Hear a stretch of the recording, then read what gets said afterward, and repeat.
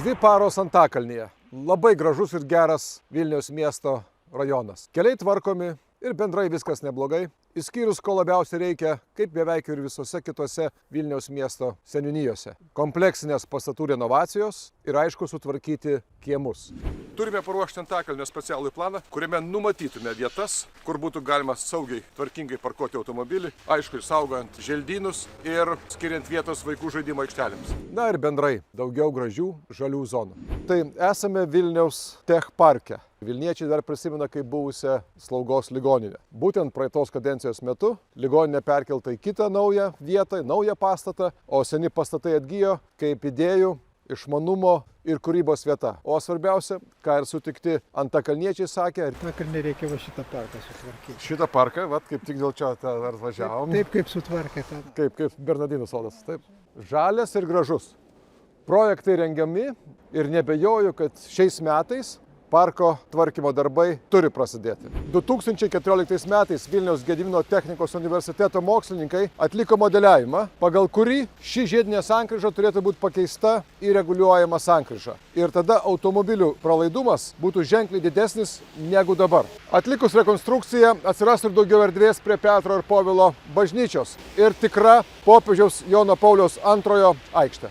Antakalnis ir Saulėtekis jau seniai turėjo būti sujungtas oranžinio dviračio dalinimosi sistema. Nieko, padarysime 2019 metais. Oranžinio dviračio terminalai nuo Petro Povilo bažnyčios per Antakalnį iki Saulėtekio. Važinėkite drąsiai, saugiai šiais dviračių takais. Esame Nemenčinės plente.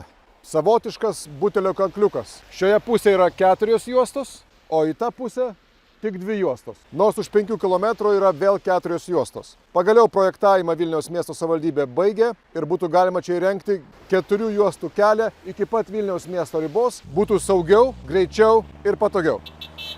Ši vieta yra puikus pavyzdys, kaip svajonės tampa realybė. 2002 metais čia visur buvo tušti plotai. Visi norėjo čia statyti privačius individualius gyvenamosius namus. Vilniaus miesto savivaldybė priėmė strateginį sprendimą, patvirtino šios teritorijos specialųjį planą, pagal kurį ši vieta buvo rezervuota ateities mokslui, ateities ekonomikai. Ir štai šiandien mes turime puikią naują biblioteką, gyvybės mokslo centrą ir kitus svarbius tyrimo objektus. O ateityje štai ten matyt turėtų atsirasti ir viešbutis, kuriame galėtų gyventi atvykę mokslo žmonės, užsienio svečiai ir be abejo studentai.